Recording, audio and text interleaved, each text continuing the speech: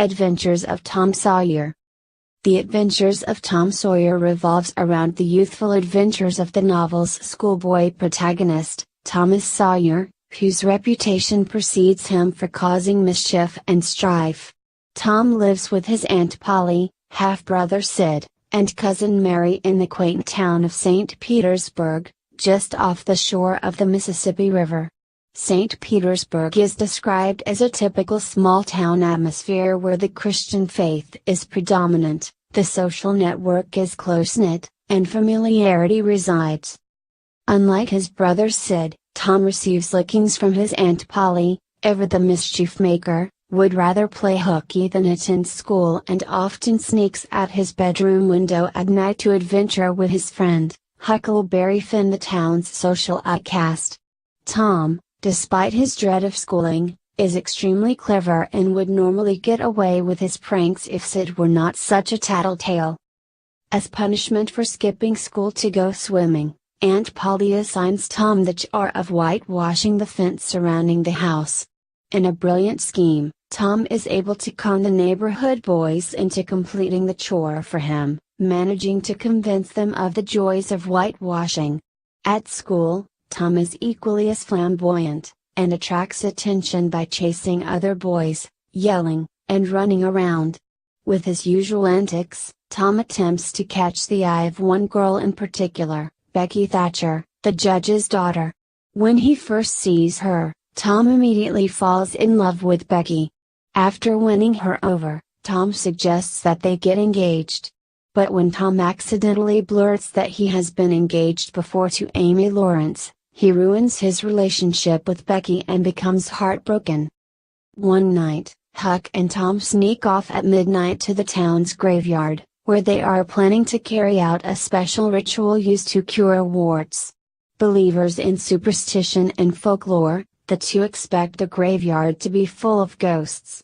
After hearing voices approach them, the two boys hide in fear. The voices belong to Injun Joe the villainous savage, Muff Potter the town drunk, and Dr. Robinson. The three men are grave robbing. Soon, a fight breaks out between Dr. Robinson and the two other men. As Dr. Robinson grabs a headboard and knocks the liquored Muff Potter into unconsciousness, Injun Joe grabs Muff's knife and stabs the doctor to death. The boys run away from the graveyard before they learn that Injun Joe is planning on framing Muff for the doctor's murder. Fearful of Injun Joe and horrified at what they have witnessed, Huck and Tom vow to keep silent regarding the night's events. The next day brings only grief for Tom. Aunt Polly learns from Sid that Tom snuck out the night before and cries over him. At school, Becky snubs Tom by paying no heed to his boyish antics. Hurt and angry, Tom assembles a gang of pirates, himself, Joe Harper, and Huck. The three boys decide that they have had enough of normal society and run away to Jackson Island, in the middle of the Mississippi River. When the boys are missing, the whole town assumes that they have drowned in the river and villagers drag the river for their bodies. In the darkness of the night, Tom sneaks off the island to return home and leave a note for Aunt Polly informing her that he is not dead. Instead, he overhears Polly and Mrs. Harper making plans for their funerals. The boys then wait until the morning of their own funeral, sneak back into town and attend their own funerals before revealing to the congregation that they are alive. At school, the boys are the envy of each pupil. However, Tom has still not won back Becky's heart. When Tom inadvertently catches Becky reading the schoolmaster's book, she jumps out of surprise and breaks it. Later that day, when the schoolmaster questions Becky whether it was she who broke the book, Tom lies and says that it was he who committed the act. Although he takes the punishment for Becky, he wins back her love and attention. After school is let out for the summer, Muff Potter's trial begins. The town of St. Petersburg has already convicted the innocent man in their minds.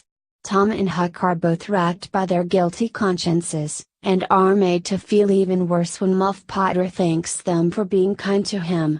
When the trial begins, the defense counsel calls Tom Sawyer to the witness stand. To the surprise of Huck, Muff Potter, and all those who are in the audience, Tom divulges all he knows about the murder, naming Injun Joe as Dr. Robinson's killer. Before the trial ends, Injun Joe sprints out of the courtroom before anybody can catch him. Injun Joe is declared missing and Muff Potter is set free with the apologies of the town. Meanwhile, Tom is afraid that Injun Joe will attempt to seek revenge on him for being a witness, and Huck holds similar fears. One day, Huck and Tom decide to dig for buried treasure at the old haunted house on Cardiff Hill. As they begin their search, the entrance of two strange men surprises the boys.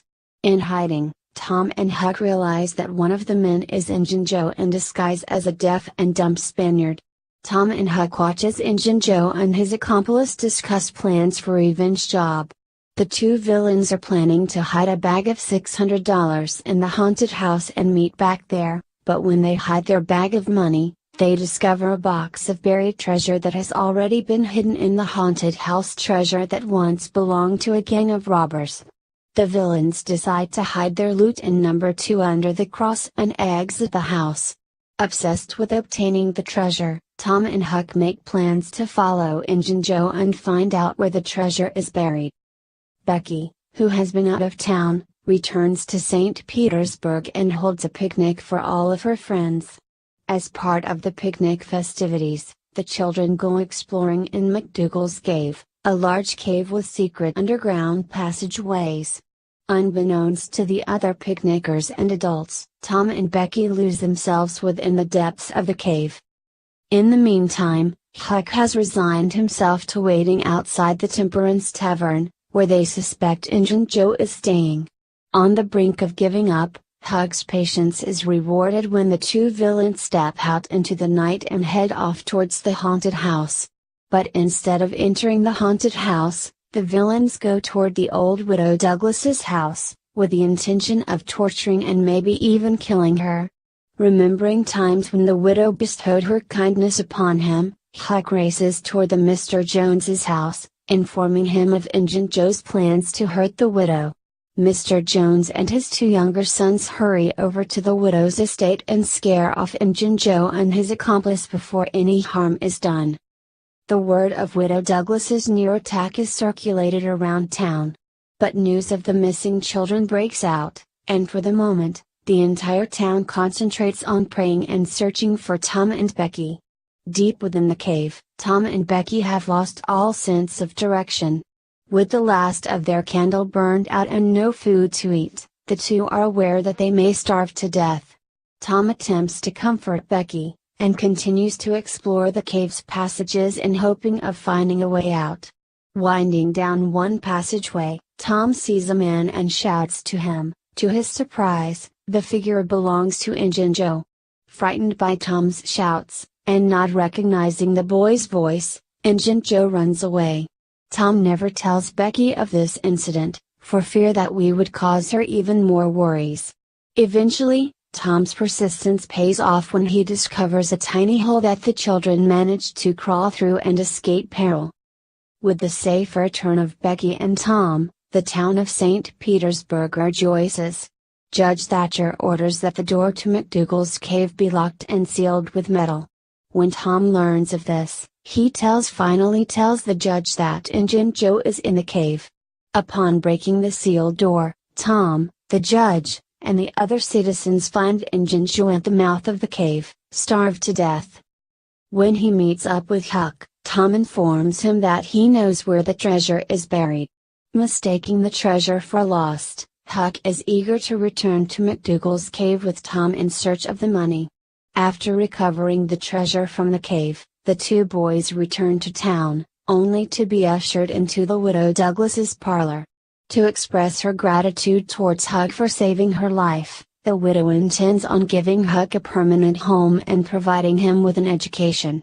Declaring that Huck is now independently wealthy, Tom springs forward with their newfound treasure, totaling over $12,000. To conclude, the novel ends with Huck and Tom discussing their future plans of becoming world-class robbers.